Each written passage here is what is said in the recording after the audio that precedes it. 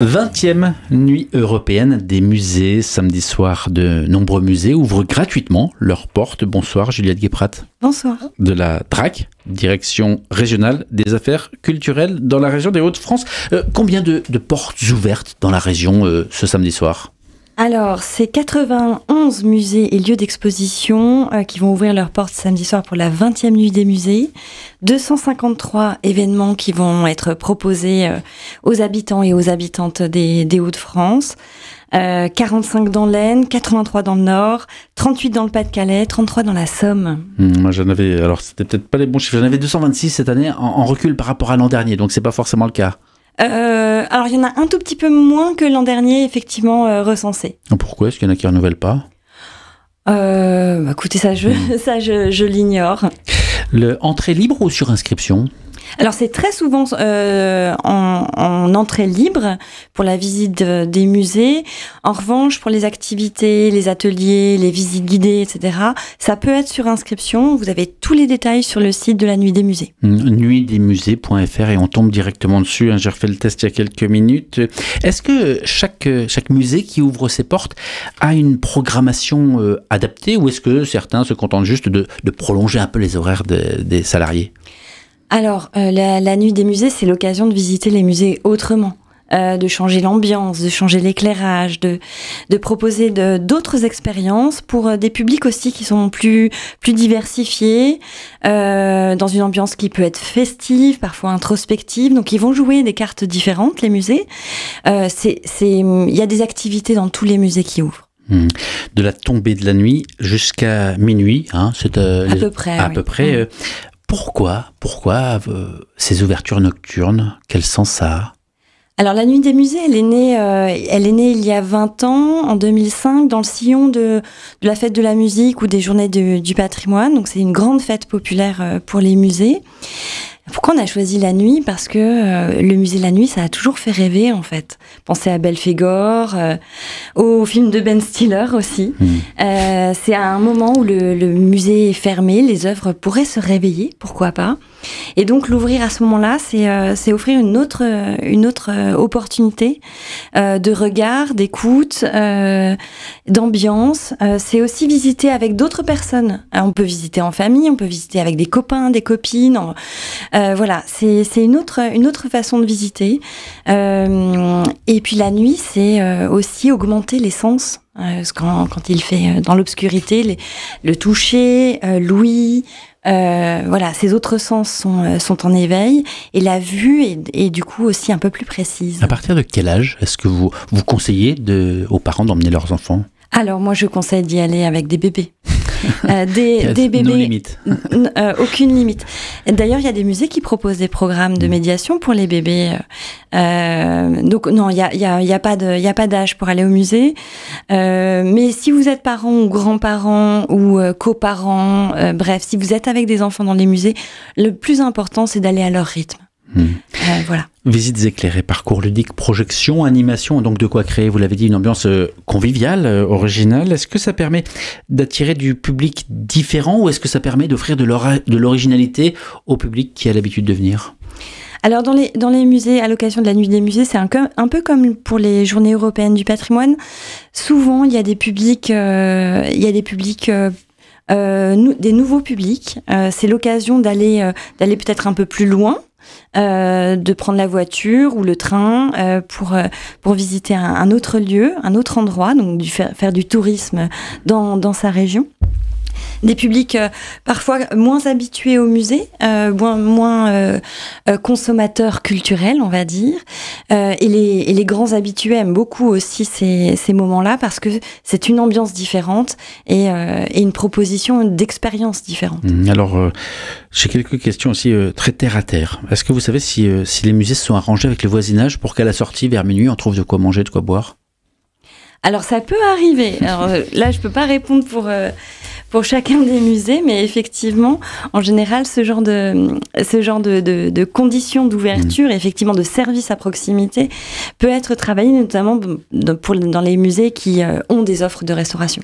Nuitdesmusées.fr, le site est très bien fait, hein. Il y a notamment une carte de France, on clique, on se rapproche de sa ville et on voit tout de suite les quelques lieux ouverts à proximité. Il y en a beaucoup, vous l'avez dit, dans les Hauts-de-France. J'ai tué un arbre en imprimant quelques-unes des propositions. Est-ce que vous avez des coups de cœur, des soirées à mettre en avant, des originalités? Alors, c'est effectivement très difficile de choisir, mais j'ai fait l'exercice d'en choisir 3. Je vais commencer par l'exposition Monet Duhem, l'impressionnisme à Douai, qui est proposée par la Chartreuse de Douai, qui est un musée absolument magnifique. Et pourquoi j'ai choisi cette exposition et ce musée en particulier? Parce que c'est l'une des 5 expositions qui célèbrent les 150 ans de l'impressionnisme, notamment par l'accueil d'œuvres absolument extraordinaires prêtées par le musée d'Orsay.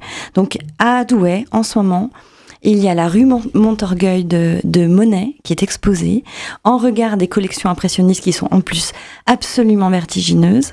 Donc c'est l'occasion de voir ce musée, de rencontrer cette œuvre qui est en plus fabuleusement éclairée. Donc ça, c'est mon premier coup de cœur. Deuxième coup de cœur, l'exposition Marisa Merz au LAM. C'est en métropole européenne de Lille, c'est à Villeneuve-d'Ascq. C'est à Villeneuve-d'Ascq. C'est l'exposition d'une artiste récemment décédée, une femme, l'une des seules, la seule femme du mouvement de l'Arte Povera. C'est la première exposition en France depuis plusieurs décennies sur Marisa Merz. Exposition d'œuvres très délicates, fragiles, extrêmement touchantes. Voilà, très très belle exposition de ce travail de Marisa Merz. Exposition qui est reconnue d'intérêt national par le ministère de la Culture. Alors qu'est-ce que c'est ça? Il y a ça dans vos explications. Oui. Certaines sont reconnues, d'autres non. Qu'est-ce que ça change? Il y a 2 expositions d'intérêt national cette année dans la région Hauts-de-France. En ce moment, il y a Marisa Merz au LAM, il y a la Somme des préhistoires, mais c'est le label 2023, je rentre pas dans les détails. Ce sont des expositions que le ministère de la Culture va reconnaître et promouvoir dans leur qualité d'écriture, dans la qualité des prêts qui sont aussi regroupés, la qualité des propositions de médiation. Voilà, donc ce sont des expositions qui sont particulièrement valorisées par le ministère de la Culture, et c'est le cas de l'expo Marisa Merz au LAM. Avant votre troisième coup de cœur, j'en profite, par exemple, je vois qu'au LAM, c'est à partir de 18h, hein, donc les horaires varient en fonction des musées tout de même. Oui, il faut veiller à ça. Parfois, il y a des musées qui ferment à leur horaire de fermeture habituel et qui vont rouvrir, par exemple, à 19h. Oui, ça arrive. Et donc, mon troisième coup de cœur, c'est le Cité de la Dentelle et de la Mode à Calais, qui accueille notamment le travail de restitution de jeunes élèves de CM1 et de CM2 de l'école de La Roche, qui vont présenter eux-mêmes... Ils seront là à cette heure-là, les enfants? Qui vont présenter eux-mêmes les œuvres dans le musée aux visiteurs et aux visiteuses. Ils vont travailler avec un duo d'artistes en résidence, le duo Suna, et ils vont proposer des performances sonores et dansées. Ça, il y a 11 musées qui vont faire le même mouvement avec des élèves, des classes, des scolaires. L'opération s'appelle La classe l'œuvre. Elle a lieu au Palais des Beaux-Arts de Lille, à Creil, à Boulogne-sur-Mer, au MUBA, à Méru, au musée du Touquet Paris-Plage, à Senlis, à Tourcoing, à Fourmies. Et donc, s'il y a des élèves qui nous écoutent ce soir, je leur souhaite bonne chance et on a très très hâte de vous entendre. Ça va être un beau moment. L'année dernière, ça tombait pas un week-end de Pentecôte. Cette année, ça tombe un week-end de Pentecôte avec le lundi qui est férié, travaillé pour certains. Ça veut dire aussi qu'il y en a des personnes qui nous écoutent qui vont être en déplacement, qui vont peut-être être hors Hauts-de-France. Est-ce que le principe reste le même ailleurs ? Le principe est le même partout en France et même en Europe. La nuit des musées est une nuit européenne des musées. Donc, vous pouvez cliquer vous pouvez aller sur le site de la nuit des musées. Vous allez retrouver une carte qui va vous permettre de géolocaliser les propositions près de l'endroit où vous êtes ou en fonction du lieu où vous vous rendrez. Alors, on l'a compris, c'est gratuit pour le public, mais pas évidemment pour les employés des musées. Qui est-ce qui paye? Combien ça coûte? Combien ça coûte, ça je ne peux pas vous le dire. Il s'agit de c'est sur les frais de fonctionnement, on va dire, effectivement des musées qui ouvrent en soirée.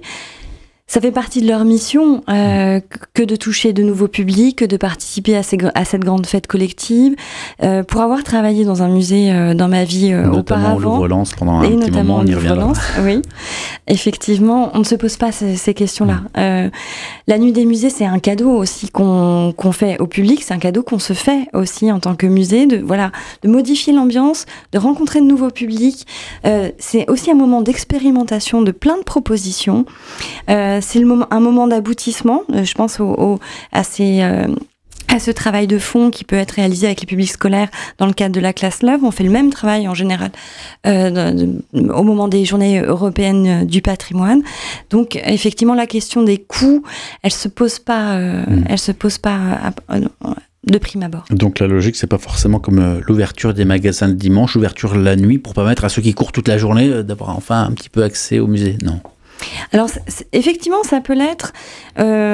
Ouvrir les musées le soir, c'est permettre à des personnes qui travaillent en journée. Je pense aux commerçants, par exemple, au personnel de santé, aux journalistes aussi, comme vous, qui peuvent travailler le week-end et en journée de se rendre au musée à d'autres horaires. Comment est-ce qu'on lutte contre l'élitisme de l'entrée dans les musées, parce que c'est parfois difficile, parfois il y a le prix du ticket dans l'année, parfois certains publics ne sont pas habitués. Comment est-ce qu'on fait pour ouvrir encore davantage? Ça c'est une très grande question, on y travaille beaucoup au ministère de la Culture et dans les musées en règle générale. Il y a plusieurs verrous, plusieurs barrières à faire sauter en fait, à lever pour que tous les publics se sentent à l'aise dans les musées. Il y a effectivement la barrière économique, la question du coût du billet. Alors on le sait pas assez, mais en général dans les musées, il y a plus de la moitié des publics qui peuvent rentrer gratuitement. Vous avez moins de 18 ans, parfois vous avez moins de 26 ans, vous êtes bénéficiaire des minima sociaux, vous rentrez gratuitement. Il y a d'autres moments, effectivement, dans l'année où c'est gratuit. La nuit européenne des musées, les journées du patrimoine, on crée des moments comme ça. Il s'agit aussi pour les musées de lever les barrières symboliques et de parler finalement la même langue que tout le monde. C'est ce grand principe de la médiation culturelle, d'expliquer les œuvres avec des mots simples, de la rendre accessible, et tout simplement de donner à tous, à chacun, à chacune, aux enfants, aux plus âgés, la liberté de regarder les œuvres, de pouvoir les apprécier, de pouvoir les comprendre, d'avoir le temps et de le faire comme il a envie de le faire. Voilà. Juliette Guéprat, je rappelle que vous êtes de la DRAC, Hauts-de-France, la Direction Régionale des Affaires Culturelles. Il y a une dizaine d'années, vous n'étiez pas à la DRAC.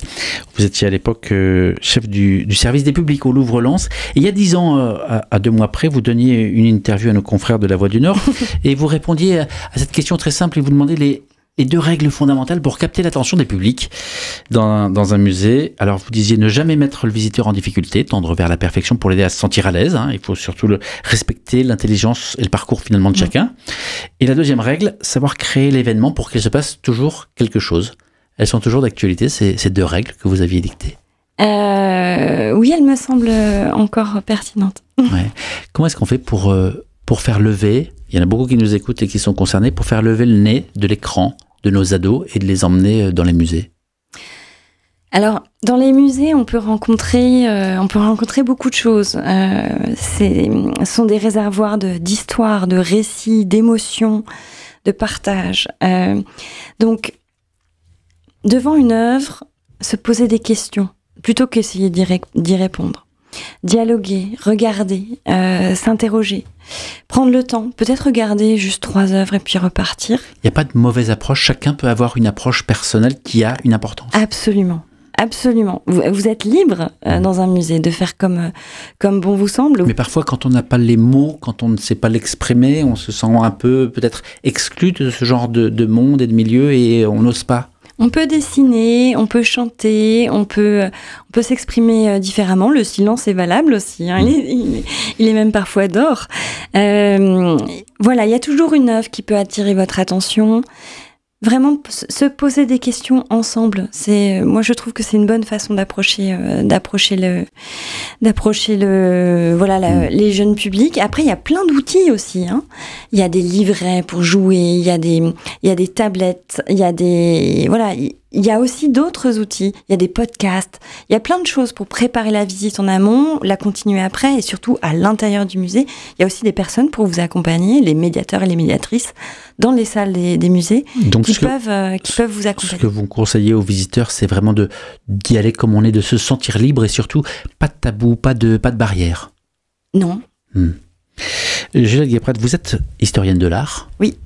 Ça vous apporte quoi? Ça vous a apporté quoi, l'art? Qu'est-ce que ça fait? Alors, ça fait que vous avez un travail et que vous êtes là aujourd'hui pour répondre à des questions, mais qu'est-ce que ça donne en plus? Ça rend heureux, c'est tout simple. Ça rend heureux, ça rend intelligent. Je trouve qu'on a regarder une œuvre d'art, ça apprend des choses sur soi-même, mais aussi énormément sur l'autre. Voilà.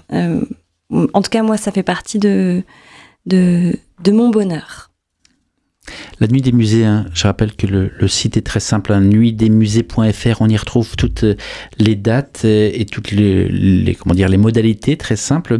Vous, est-ce que vous avez du retour déjà sur les précédentes nuits? Est-ce que vous savez s'il faut ou non adapter, s'il y a des conseils à donner, que ce soit pour le visiteur ou pour l'accueillant, par rapport aux précédentes éditions? Non, c'est un événement qui se déroule très bien. En général, il y a beaucoup de monde, effectivement, dans les musées ces soirs-là. Les musées ont l'habitude de gérer des flux importants, d'accompagner des publics nombreux. Donc, non, pas de conseils à donner, être bien préparé du côté des musées, mais on sait qu'ils le sont. Préparés et heureux d'accueillir cette grande vague de visiteurs et de visiteuses la nuit. Et puis pour les publics, pourquoi pas se renseigner sur les activités qui sont proposées dans les musées. Mais sinon, non, il n'y a pas de préparation à avoir, on peut vraiment y aller librement. Et celles et ceux qui hésitent encore, vous l'avez dit tout à l'heure, hein, grands-parents, petits-enfants, couples, etc. Tout le monde est bienvenu, il y a de la place pour tout le monde. Alors il faut vérifier si c'est sur inscription ou non, mais tout le monde est bienvenu. Ah bah oui. Tout simplement. Merci beaucoup en tout cas Juliette Guépret d'être passée dans ce studio. Hein. Je rappelle que vous êtes en charge de la communication institutionnelle à la DRAC, la Direction régionale des affaires culturelles des Hauts-de-France. C'est un gros événement pour la DRAC, en quelques secondes, cette nuit européenne des musées. Oui, c'est un très bel événement national pour la DRAC.